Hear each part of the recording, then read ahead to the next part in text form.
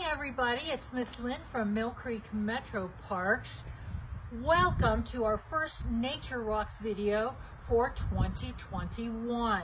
You know, when we first introduced our Nature Rocks videos back in May of last year, we really hoped that they would just provide a way to connect people to the park. And boy, did they ever! Of the 27 videos that we made last year, we had over 100,000 views. Thank you for watching, thank you for sharing, and thank you for caring about the park. Well, for this year, we're going to change things up just a little bit, and we're going to offer a new Nature Rocks segment the last Friday of every month. Now, in the meantime, we hope that you're enjoying our Sharp About the Park trivia questions that are being posted every Friday, and they will continue to be posted each Friday, except for that last Friday of the month. So, Happy New Year!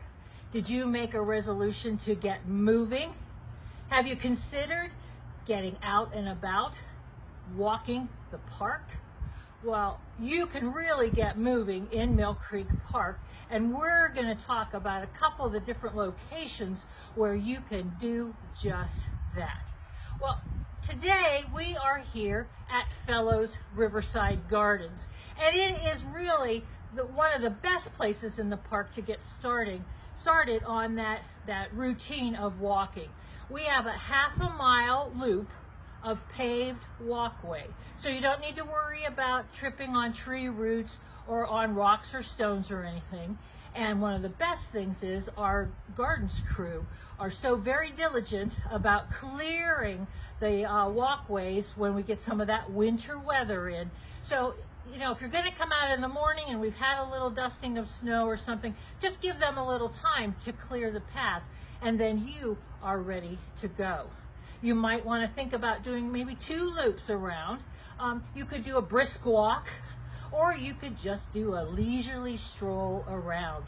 And you know, there's always something to see here at Fellows Riverside Gardens, no matter what season it is, even when we're in winter. So let's get started with a stroll throughout the gardens.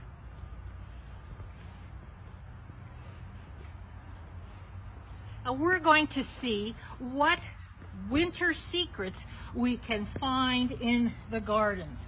Remember, look up, look down, look all around. You never know what you're going to find. So winter secret number 1 is look at the shapes of the trees. Now, most of the year, the leaves hide the basic shape or the form of the trees, but in winter, the silhouettes are fully visible.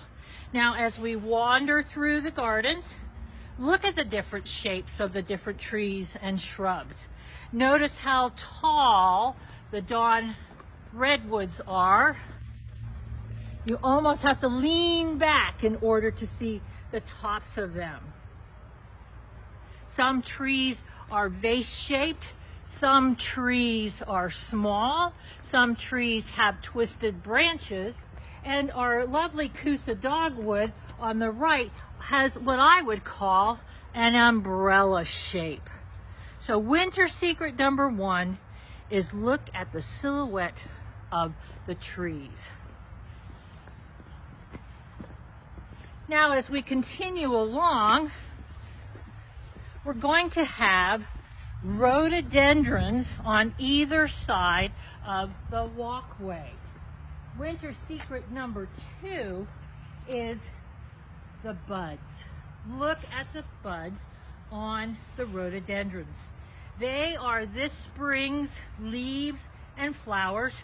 They're tightly wrapped in a tough packaging, scales that protect them from our Ohio cold winters. And in the spring, they will be ready to pop out with new leaves and beautiful, beautiful flowers for us to enjoy.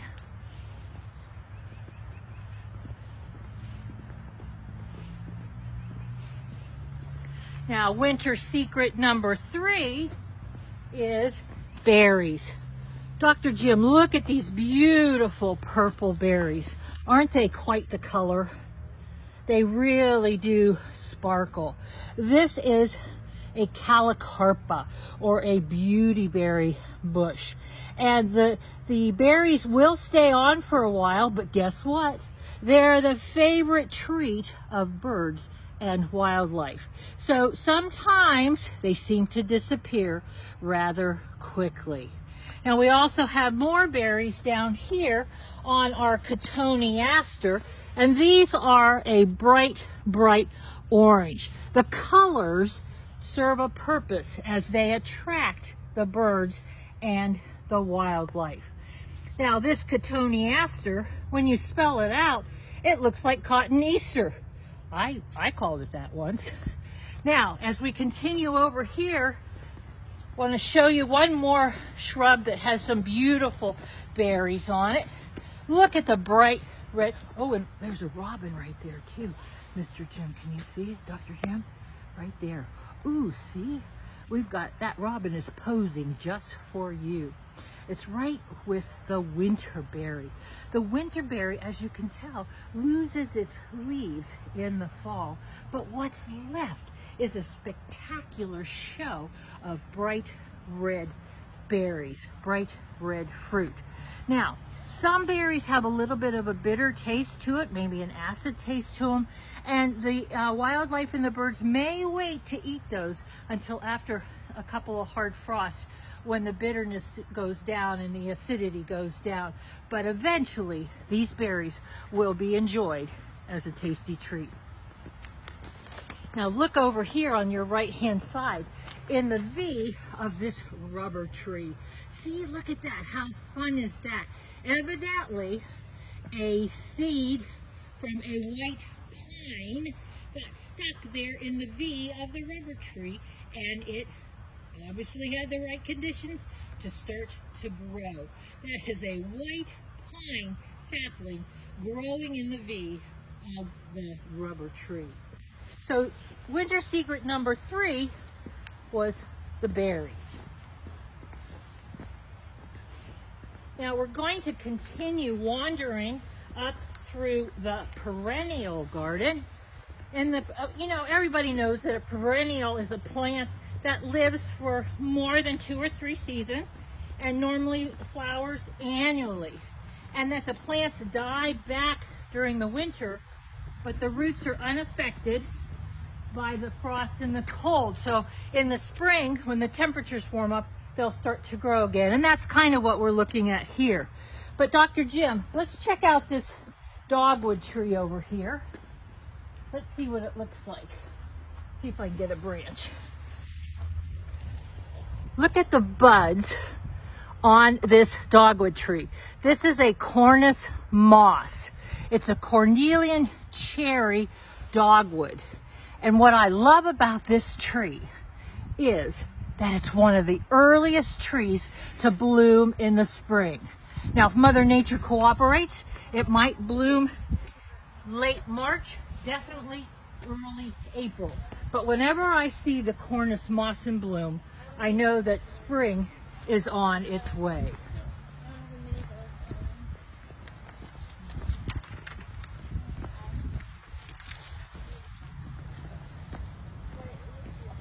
Now, along the perennial walkway, we do have a number of arbors and benches, so you could actually sit and enjoy the solitude, the peace, the quiet of the gardens, and maybe use some of your other senses. Close your eyes and see what you can hear. Now, if you would sit on this bench here and look straight through to the rose garden, through the double arches, it kind of gives you a sense of infinity, that it goes on and on.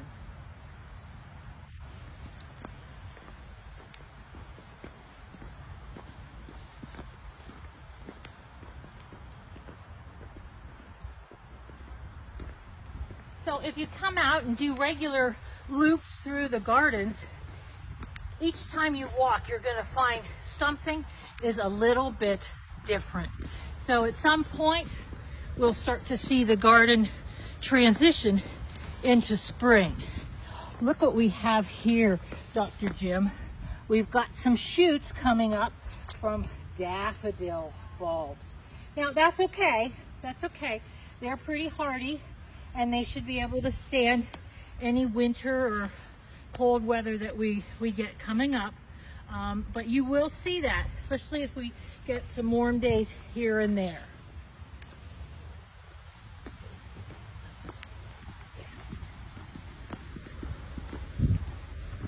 We're at the South Terrace where the Kidston Pavilion is and the overlook to Lake Glacier. When you step onto the South Terrace, please be careful because it's flagstone and it's a little bit slippery, or can be a little bit slippery. But don't pass up the opportunity to take a peek over Lake Glacier.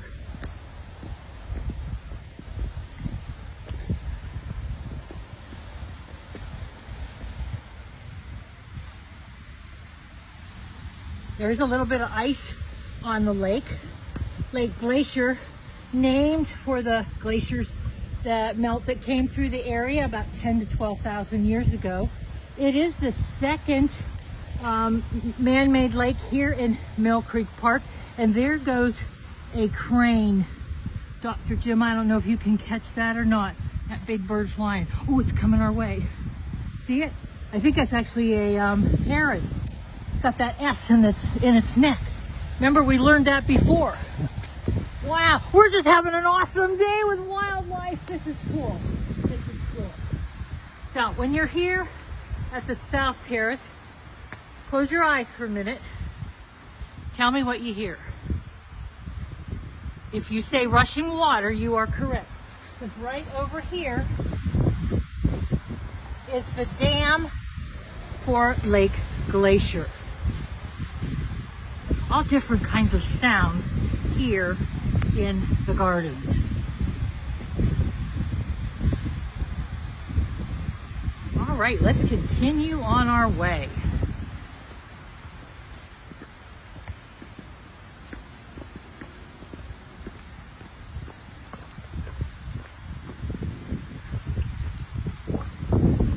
Got a little bit of sunshine right now. Feels good. If you come out, be sure and bundle up though, because it can get windy here.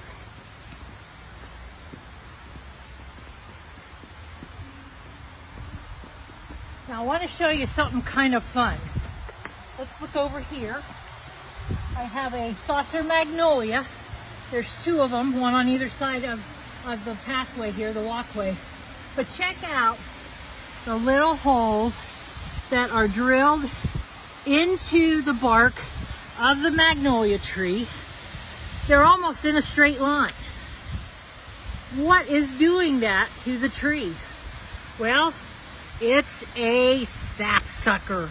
Maybe a yellow-bellied sapsucker, which is a species of a woodpecker.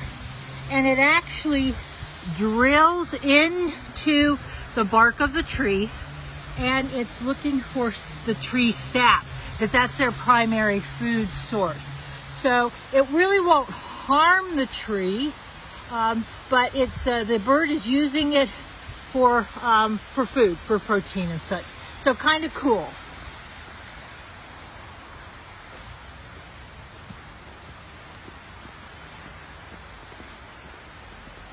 Now, winter secret number 4, if you come down this pathway, you might catch some witch hazels in bloom. So I can turn this over this way, Dr. Jim. You don't need to see my printing. Some witch hazels in bloom. There are different varieties of witch hazels. Some start blooming in November, and some will keep blooming all the way through February. This is, you can still see the little yellow flowers, so it's been blooming. See, it's January and there's something blooming in the gardens. Now we come to a fork in the pathway, and if we were to go to the right, we would walk through the rhododendron collection, which is absolutely fabulous come late May, early June. And you would then wander through the Ohio Woodland Garden, which is planted with native plants. We are going to go to the left.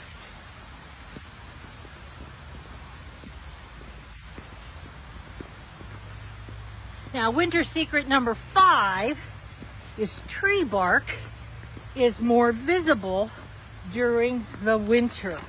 And here at the gardens, you'll see different kinds of tree bark, different patterns, different textures. Now, coming up here on our right-hand side is a good example of a different kind of tree bark.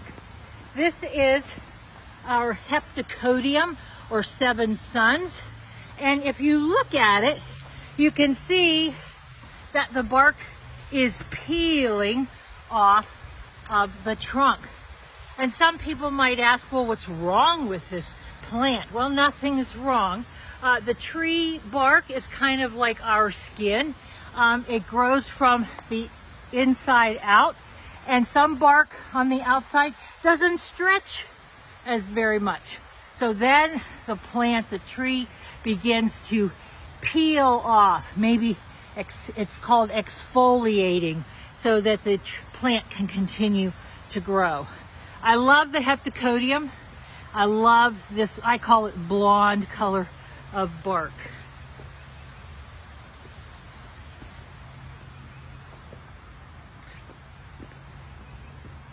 Now, another interesting thing up here on the right are the fuzzy buds of the magnolias. The magnolias. It's almost like they're wrapped in a fur coat that insulates them against the cold weather. And you'll pretty much find all the magnolias have fuzzy buds.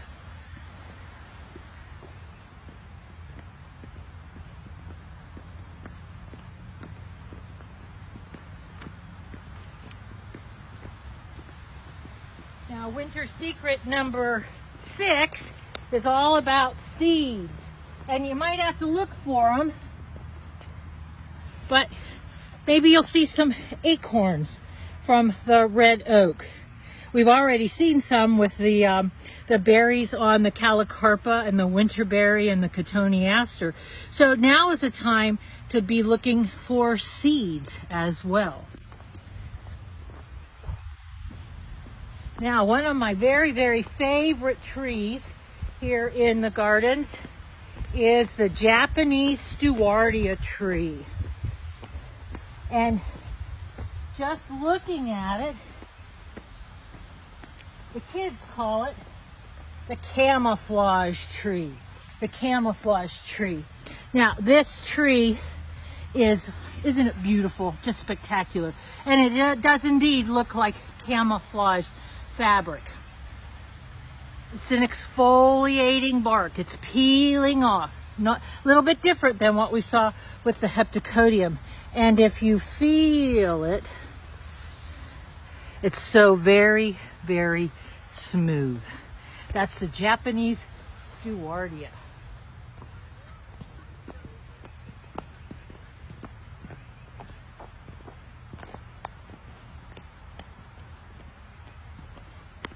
That's flagstone there too, so be careful. All right, well, we just came through the fragrance garden. We're going past the herb garden, and we're gonna stop here and just appreciate the view of the Great Lawn and beyond. You can definitely see the silhouettes of all the trees. Over to your left, we have what's called a fastigiate white pine. Notice how the branches go up. Then as we swing around, we can see the airy crowns of the birch trees. Back towards the back, we can see more evergreens. And then, of course, you can't miss the branches that are touching the ground of the weeping beech tree. And then continuing over to the right, that massive tree is called a katsura tree. And fun thing about that, when it starts to leaf out in the spring, you might catch a whiff of cotton candy scent. It smells like cotton candy. So let's continue with our walk. And as we head to the gazebo on the right-hand side here, you don't want to miss the twisty branches of the crabapple trees.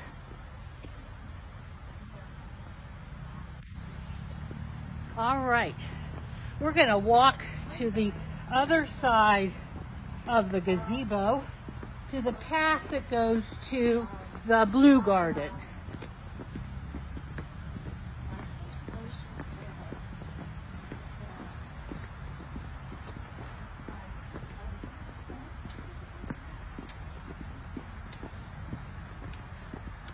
Now, as we enter the Blue Garden, on either side, you will see our American Holly collection, and you will see the red berries of the American hollies.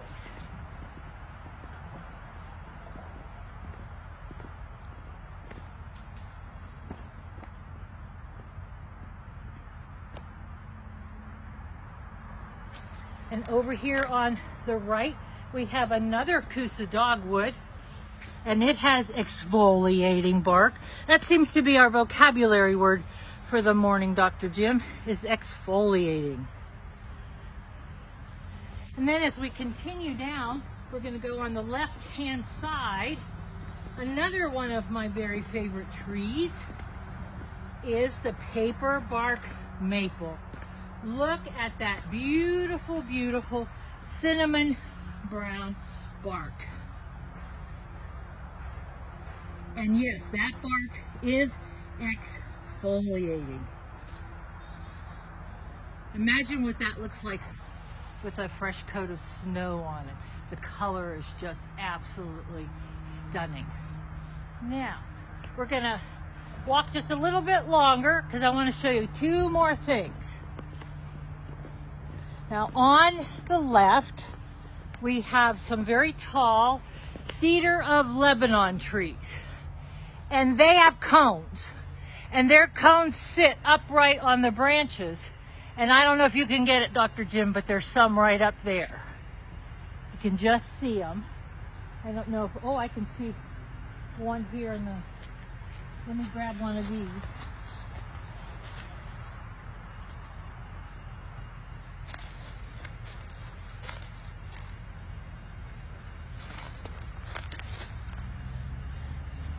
So this is what the cones from the cedar of Lebanon look like, and they sit upright on the branches. And they're made up of all different scales, and this is what they look like inside. Kind of cool, kind of cool. And then right across from it is the last fun thing I want to show you. When you were a little kid and you drew a picture of a tree and you colored it, what color did you color it? Probably brown or black. But look here. We have a tree with green bark. Green bark. This is a striped maple. Some people call it snake skin. But you can really see it now when you're out for your walk into the gardens. So let's just step right down here.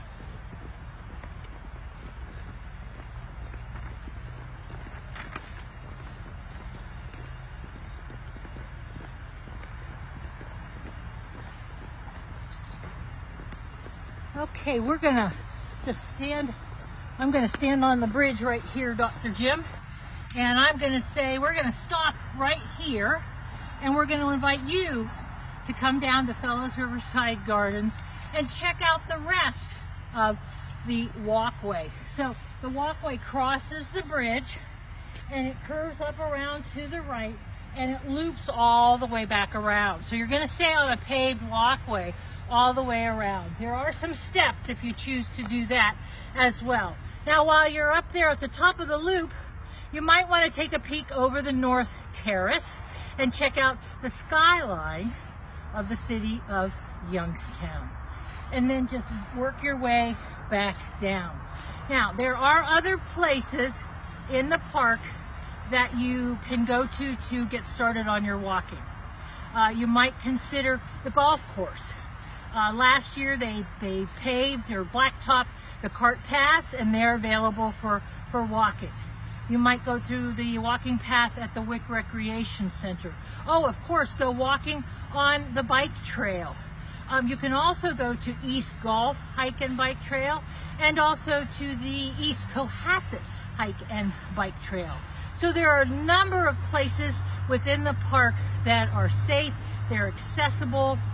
You don't have to worry about tripping over tree roots or rocks or anything, you know, but we would say if you're going to walk in the park, take a buddy with you and disconnect, unconnect from your phone. Pay attention to everything that's around you. Listen to the sounds. Listen and see and feel. Use all of your senses while you're out in the park. But the most important thing is we want you to be safe when you're in the park. So we thank you for joining us today. We wish you good luck as you get moving through the park, and we hope to see you again soon. Bye, everybody.